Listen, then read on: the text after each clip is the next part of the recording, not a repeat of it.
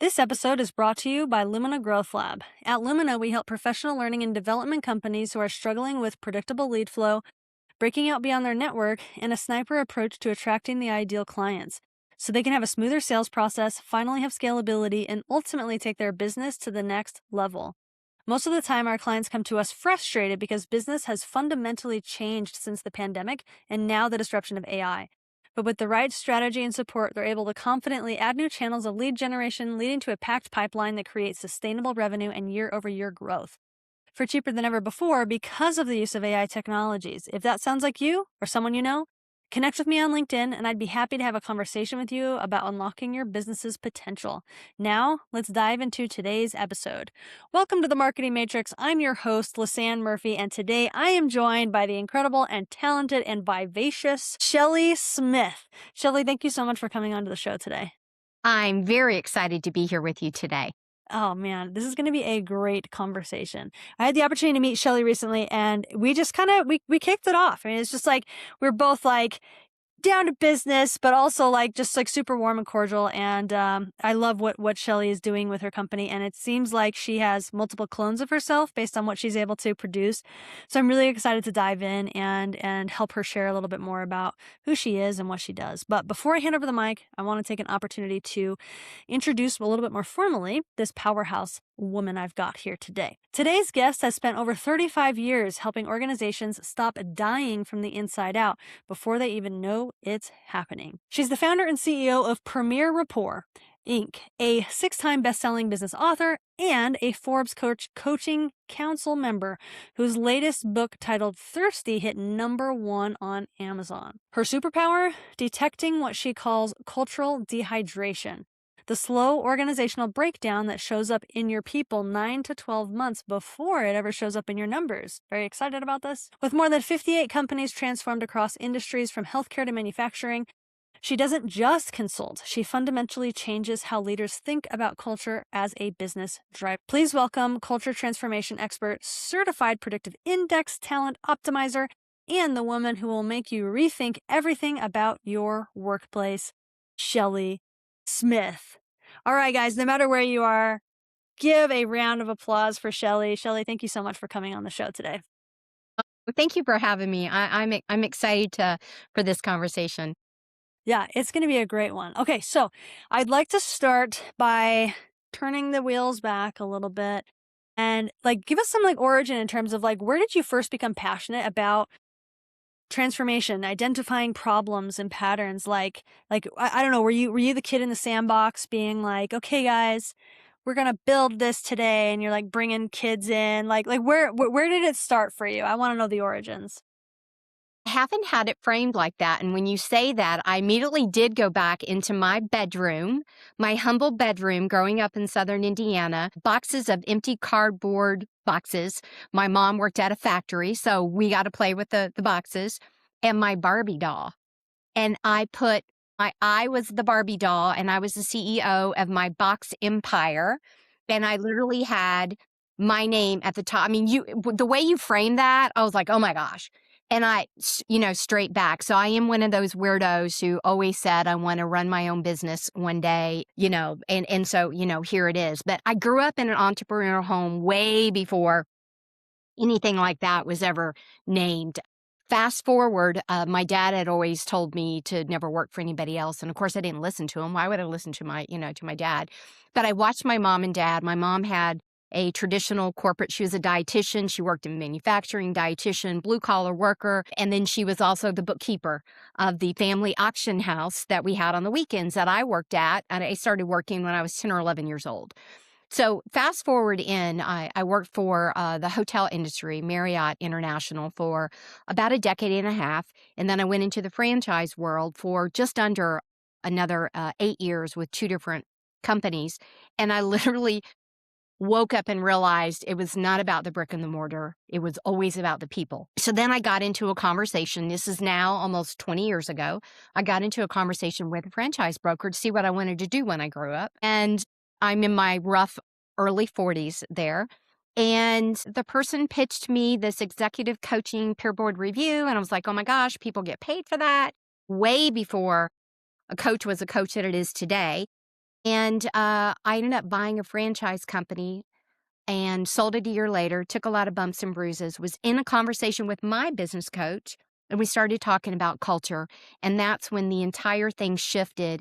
It was that fast rewind of my life. And I realized it was always about connection, it was always about people, it was always about the environments that we were working in. And I realized that everything I did in every single part of my roles of any place I worked was the culture piece, and I just had never named it before. So I realized I've always been not just passionate, but obsessed about it. So that's literally the lifetime of how Yeah. it happened and realizing the light bulb moments along the way. Yeah, I love that.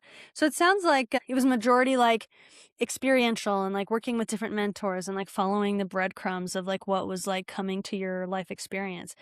Were you consciously or subconsciously like educating yourself in this realm? Like, were you reading a ton of literature on Mm. culture or organizational transformation, or like not necessarily? It was just like something that like you were drawn to personally.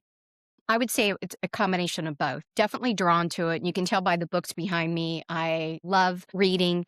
I'm not a mystery book reader. I'm a leadership leader. I'm a psychology leader. I geek out on those types of things. Again, You I and realize. me both. Yeah. So it's good stuff. What's interesting is there are so many books out there, thousands in that space.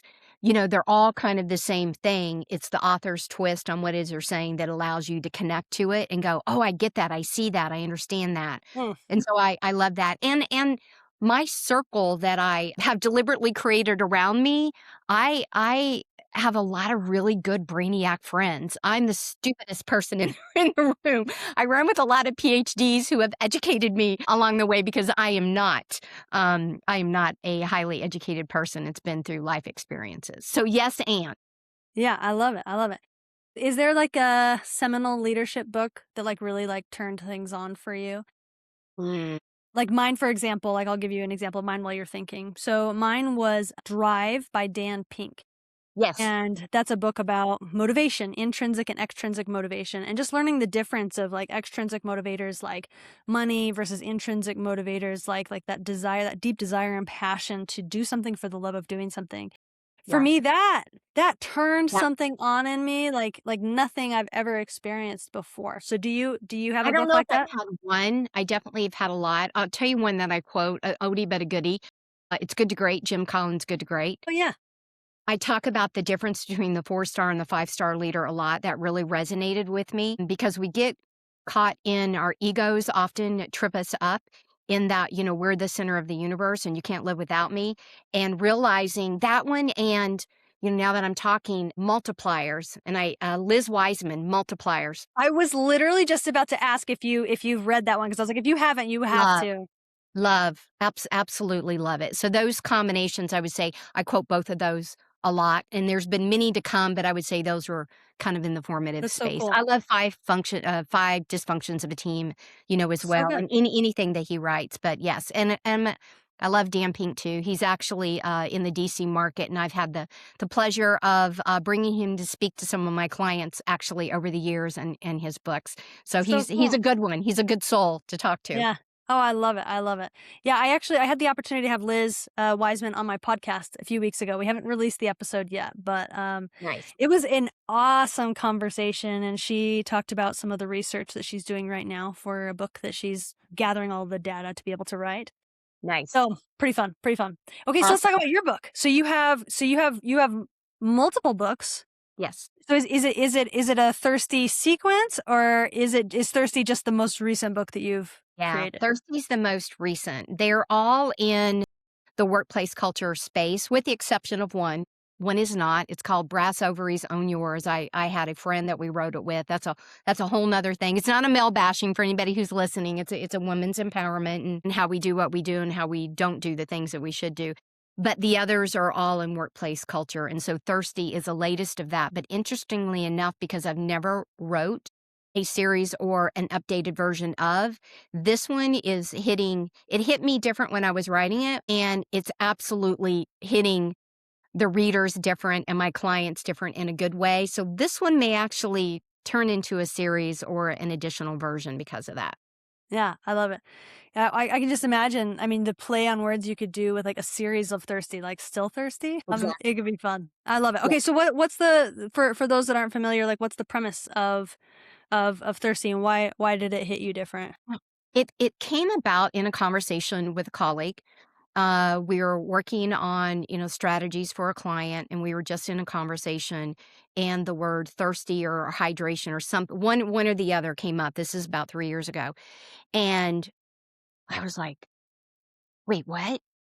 And so we got into this just depth conversation about the world today. And I was like, the world today is absolutely, we're beyond thirsty, we're dehydrated. And so we just started geeking out and having this conversation. Soon as I hung up the phone, I literally sketched out the chapters. I was Wow. like, this title is this is this, this is this.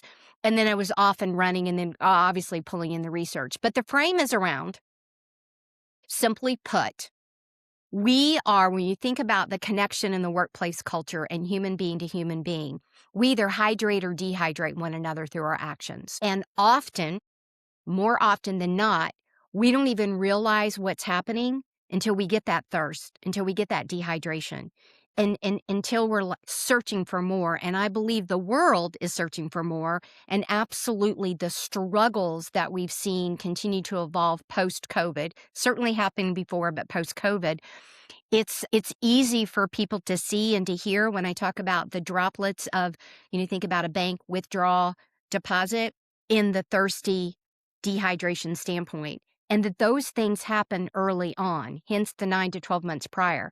So when you're looking at your dashboard, should you be looking at real time or should you be looking at the predictors? And so I talk about the leading and the lagging indicators, and most of us grow up in a business looking at lagging indicators, and the book is about the leading indicators and how you're having conversations. And it's got 3 parts. The first is a fable, similar to the 5 dysfunctions of a team. The middle is more textbooky, higher education. Third part's playbook. So if you want to read it, take it on and do it yourself, you can do it. I love it. Generally, people get when you start talking thirsty, hydration, they're like, oh yeah, yeah, yeah, I get what you're saying. Yeah. No, that's super interesting. Well, and you're right. I think so often in life, it's hard as humans to want to change before we're compelled, right? Like take like one example I think that's been powerful in my experience is like weight loss. Like it wasn't until I was like tipping the scales and like couldn't do a lunge that I was like, how did I get here? Like I didn't even realize it, right? I'm sure, to use your vocabulary, there were leading indicators, right? That like were, saying you are on this trajectory to, this. But it wasn't until I was like, snap, like, and I dug this massive weight pit for myself that I had to work extra hard. I couldn't maintain. I had to work extra hard to dig myself out of that, And I think that the weight loss journey is no different than, I'm sure, business culture or relationship degradation or like whatever category. 100%. And I loved it when you said, how did I get here? And that's a prime example of literally every walk in life, because our daily actions and habits is how we get here. And if we're not paying attention to those, it's either derailing us or, keeping us on track. I talk about the gardening analogy a lot as well, which is why I talk about, the detection, the restoration and the tending to, just like you need to a garden. You just can't plant it and leave it. Mm, mm. Yeah, So it's so true. yeah, Yeah, well, and if you can, but you don't know what's gonna come if you do that, right? It's probably that's not right. gonna be what you planted. That's right. I love that. So, is that challenging to create a sense of awareness for business owners where they're like, "It's not a problem yet. Like, we're good." Like, I guess, and so I guess my question is kind of in 2 veins, is like, how do you create that awareness? But also, like, where do you typically engage with companies in that life cycle? Like, is it when the house is on fire already? Or, like, are you able to capture organizations where it's like, "Let us work before the house is on fire"? Yeah. I would say pre-COVID, it was more the house is on fire, one of the leaders or a board member or somebody on the C-suite was like, "Hey, I think we need help here." They understood the importance of the culture, but maybe the entire team didn't. COVID really changed that. People all of a sudden understood what I already knew to be true, is that culture does matter and it's not meant to be this nice to have. It exists. When 2 people are working together, 2 people to 14,000, there is a culture between the 2 and the 14,000, and it does matter. And then the detection stage is that somebody on the team has realized something's off, and then our culture, the living, breathing ecosystem is not the words on the wall. It's not what's in the handbook. It's not what's on the website. Mhm. Either we're disconnected on how I describe accountability versus you, or what I call the leading indicators. Managers are coming to me because you're seeing this now. The meetings used to be open and fluid. We didn't used to talk about the past in the meeting because the actions we're taking. The person who was the quietest all of a sudden became more engaged. And now the opposite is happening. You used to speak and now you don't share your ideas at all. So it's a varying degree. Some people come in and they're already in a dire, the dashboard's red. Some people come in and they've got red, green, and yellow. And then some people come in and go, we've heard about you recently. We've read the book. We need to talk to you to see if we're missing anything. What do you see that we're not seeing? And what do you mean by day-to-day droplets and leading indicators? Can you tell us more? So Yeah. it really is, different stages. Yeah. I love that. Is it a newsflash to most companies when they realize that their value statement is not the actual culture that exists? It is a newsflash.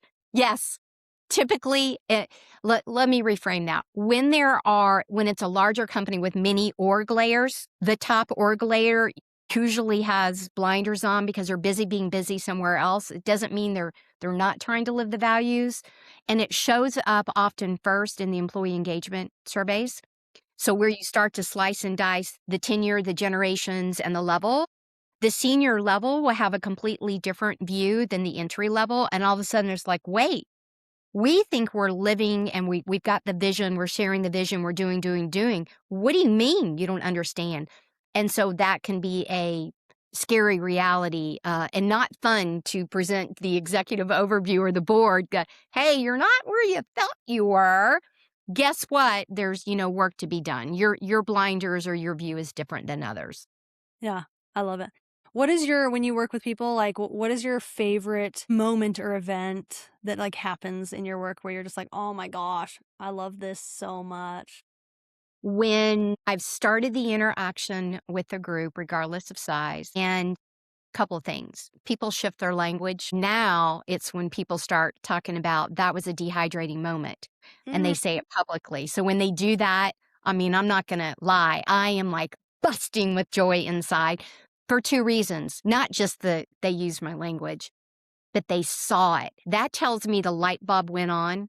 When you said, when you did, when you didn't say, when you didn't ask, when you shut so and so down, when you got in the elevator and it wasn't chatty or it was chatty, that you're seeing, that's what's meant by the droplets. That's what's meant by the day to day interaction. So when I see that in a meeting, I usually hear it on one first, but when I see it live in a meeting, it is you realize they're getting it. And that's my role. My role is not to be there forever and you're handcuffed to me. My goal and my team's goal is to empower you and train you so you can take it and you can become the champions. And so you understand the little leaks and the drips that are happening. But yeah, the first moments are the conversations in the meeting rooms start to shift. The feedback when I do listening tours shifts at all levels. That's when you know something's happening in a good way.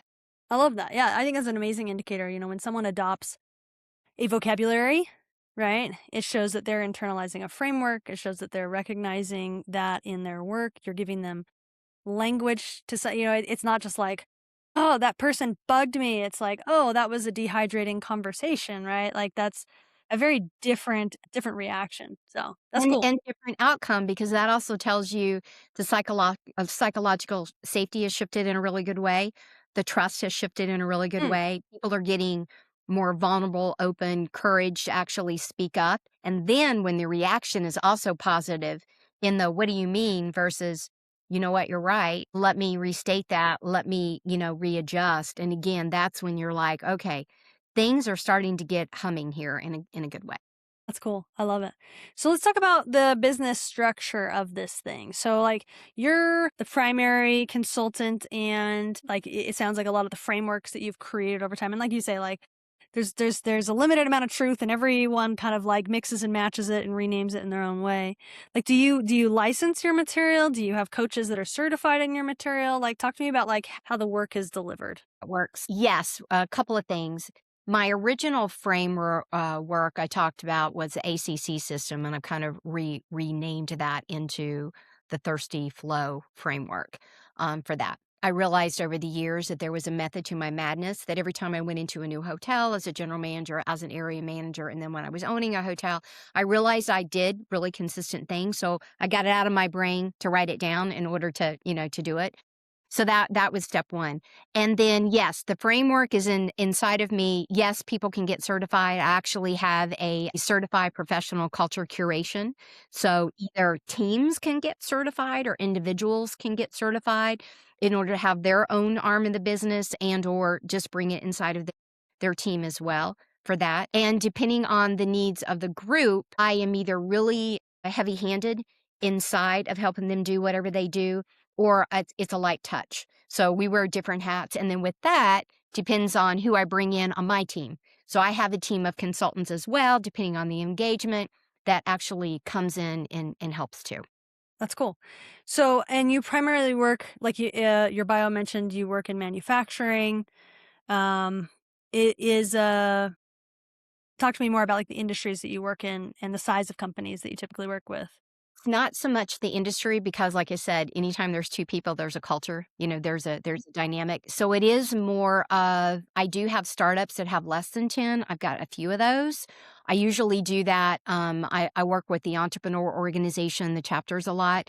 So I'll jump into that space, but that's not really the norm. And then I've got a few that do have 10,000 plus, but the norm really is the 250 to 500 usually have a standard corporate office, maybe multiple locations, a few different layers. That's kind of the norm crux already established, have already hit some of their, initial multi-million dollar marks. And they're looking for what else? What are we missing?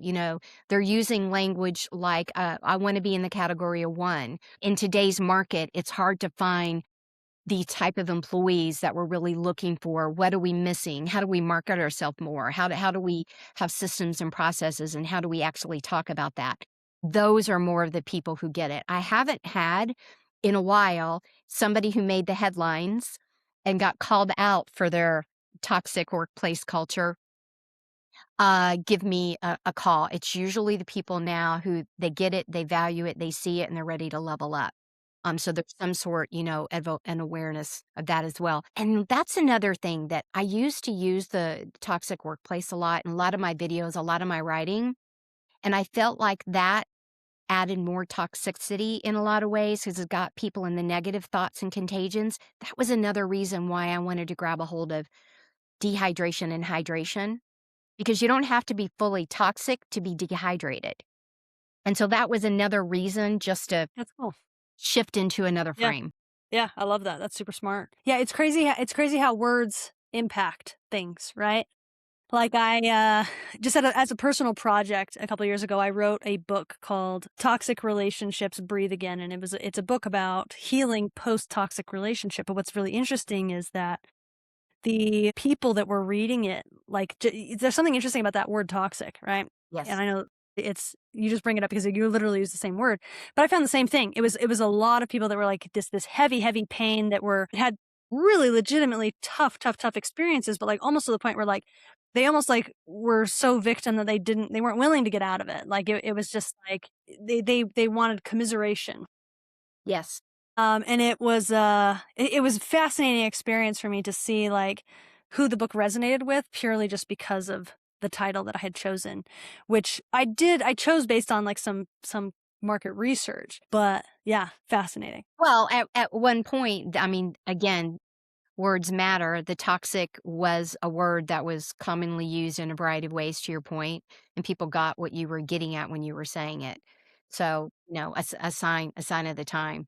That the identifiable piece. So you don't have to be completely toxic in your relationship, to your point, to enjoy the book and to have something to conversate about. And the same thing inside of a team. It doesn't have to be a hot mess for it Yeah. to get some love and attention and to Yeah. get some water. And to get some water. I love that. So great. So I'm sure that, I mean, typically when I talk to businesses that are focused on things like culture, like your engagements come from a lot of relationship building, right? It's like a very high trust type organization. How do you find clients? Like, do you do outreach? Do you mostly create content working for inbound leads? Like talk to me about your lead generation marketing system that you've created over time. Over the years, when I first started the business, laugh and say I was the most caffeinated woman in the Hampton Roads area. I went to every networking event, multiple chambers. I'm surrounded by 3 different chambers, plus, other associations. So morning, noon, and night, I was networking. I was always the operation person. I was not the salesperson. So I had to connect to my why. Had to connect to my why. There's another book, Simon Sinek, Yep, love Simon. life changer. And that if I didn't do this, if I didn't get out, even though I didn't want to, because I'm a hardcore introvert and that usually shocks people, but I had to get out and meet people. So it started off with that. And then it transitioned over to the word of mouth. And then in all things today and post COVID, because the networking vibe completely changed, it's absolutely trying to put the content out there that resonates with the target audience. I wish I had the magic wand. There are so many different things that you can do, and people are like, "Have you tried this? Have you done this?" But I want to remain authentic in messaging. I absolutely use AI in a lot of different ways, but I want to make sure that I'm using the tool to still remain authentic. And as I eventually pass the torch on to others that take over Premier Rapport in the future, that messaging, doesn't get lost. So word of mouth is still huge, absolutely. And then the content messaging to be seen as a credible, viable thought leader that people hear keywords and go, "Oh, have you read the book?" or "Have you talked to or reached out?" Hmm. And that's generally the ploy that I try now. Yeah. I love it. And what are your thought leadership channels of choice? Like, are you big on LinkedIn or LinkedIn. YouTube or LinkedIn? LinkedIn. I've got lots of videos. I actually had a couple of podcasts in the past. One's got the Culture Hour. I haven't done it in quite a while, but it was, I think it's got 100 and I don't know, just over 100 episodes. And then the Morning Commute, which is like a giddy up, that's got 600 plus episodes. So those are still out there. And then lots of YouTube. But today's choice is very much LinkedIn. Nice. I love it. And just out of curiosity, how are you using AI with your content? Clear, consistent messaging and branding of the messaging. So we actually have stood up behind the scenes, not yet released. We're using it internally, the Culture app that actually brings the framework in play. So just like you would in, an open chat or Claude, when you get on and chat, you're actually chatting to me in my brain with what framework should I be using? Where am I in this stage? What am I missing? What are the leading, lagging? And so it actually will do what I'm doing now in real time because some people are totally fine with it. You get it, got it, go, and you feel like you can do it, go do it. And so I want to be able to have something that it's not always me having to come in, although I love to come in, but given a little bit of variety of that. So we've used it to stand up and we're using it internally ourselves on the beta side. And then hopefully in a few months we'll release it on the outside. But we Nice. I use love it it. the ease of analyzing. So when we're doing a survey, back in the day, the big spreadsheets and the analyzing and the copying and the pasting and your mind's frying. Oh no, no, no. I use AI for that now, Mhm. and then I can diagnose Yeah. what is done, and I can pretty up the reports in a different way that were never so pretty before, and Yeah. so I'm doing it that way. That's great. I love that. And what are some of your big initiatives this year? Like, what's the big focus for Premier The Report? the big focus is the standing up of that app, that culture. Okay. That's probably the biggest lift that we're doing, and then just continuing to spread the word, to meet people where they are with the book and the framework, the ones that want us, the ones that can read it and go do it themselves, and everything in between. So podcasting and guest speaking and all kinds of things are our focus. I love it. So fun. So great. And is there anything currently that's like keeping you up at night where you're just like, oh my gosh, like this problem or like World this events. World world events, event? because I have, even though I have a lot of people in many industries, my manufacturing clients that work all over the world, it's nerve-wracking. I've been with people over the last 10 days and just hearing what they're saying. Before, it was all the conversations on the impact of their profit because of all things tariff, and that spreads across many, many industries. And now it is not just the gas prices, it's just everything, because that is a supply way more than the gas and the oil that we're talking about. It's hitting like everything, and we just haven't seen it yet. And so I'm worried about what's happening, and I'm worried about my kids' future. That, in full transparency, is what's keeping me up at night. Prior to the last couple of weeks, I would have said watching what AI is doing. That's like now, it's a little bit of a backseat. Interesting. Yeah. Yeah. Well, I think I know those are, it's very evident, sign of the times in terms of like, everything's moving so fast. Whether it is in the political arena or the AI tech arena, like whatever it is, it's moving so fast. And it's also like moving at a pace where like like prediction models are just not like it's like it's a wild west. It Yeah. is, it is. You come out of the meeting, even if it's an hour Zoom call, you're like, "What happened in the world today?" And when I'm completely disconnected for a typical normal day and lift my head up, so to speak, I first thing when I talk to my husband is, "What did I miss? What happened? What happened today?" So what'd be interesting is when this is live to everybody who is listening, what else has shifted based on what Right. you and I talked about, like what else Yeah. has They're like, "Oh, the oil prices in war in Iran, yeah, like, what are we even that's talking so about? like 3 months ago," or like Yeah. whatever.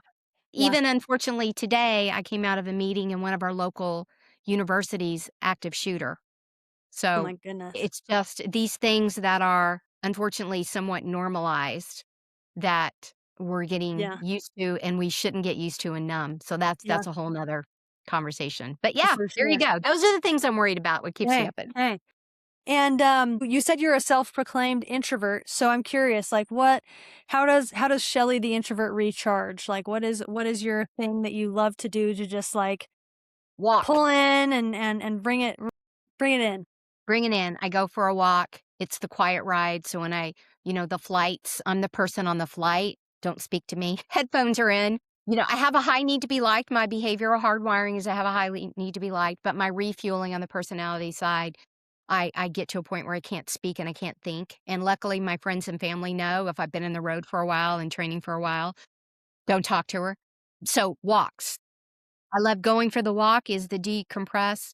I will be in a car ride for 4 hours, silence. That brings me such Really? yes. I love it. No podcast, no music, Mm-mm. When I'm just fried, I just can't do that. I have to go. I have to hide. I love it. I love it. I'm a huge walker too. I knowing that I had multiple podcasts to record today, I went for a walk this morning to just like make sure that like I had all the energy I needed so that for every podcast I could just be as present and energetic as possible. So Yes. I get that. Yes. Excellent. I love it. Well, Shelley, it has been an absolute joy having you today. So fun. Love your energy and love what you've created and just your passion of recognizing the importance of relationships and also just the recognition that we didn't talk about this much, but that whether you intentionally have culture or not, there is a culture. So really it's about recognizing what it is and are you going to do something about it? So it's been seriously so great having you on the podcast today. Thank you for Thank you coming. so much. I appreciate it. I appreciate it so much. So for people that want to get in touch with Premier Rapport, follow you, get in touch with your content, find your book, give us all the details. So I am all over all socials, but LinkedIn, you can find me, just look me up, Shelly Smith. If you put in Premier Rapport, that's typically my social handle. Of course, you can come to the website. You can grab lots of resources. All the books are on Amazon as well as my website as well. So you can type them in or type in my name and you'll be able to see them. I love it. Awesome. Well, Shelley, thank you so much for coming on to the show today. It's been a pleasure having you. I'm going to link all of those links in the episode notes directly, guys. So you can get access to those and just click directly off. So make sure to scroll below and click those if you're wanting to get in touch. But again, thank you so much for coming on to the show. And guys, Wherever you're listening, we know that your time is valuable. So for you to spend some moments with us means the absolute world. So until next time on the Marketing Matrix.